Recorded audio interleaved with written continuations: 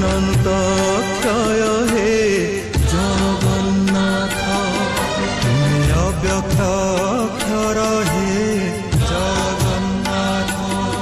নিজ ইচ্ছারু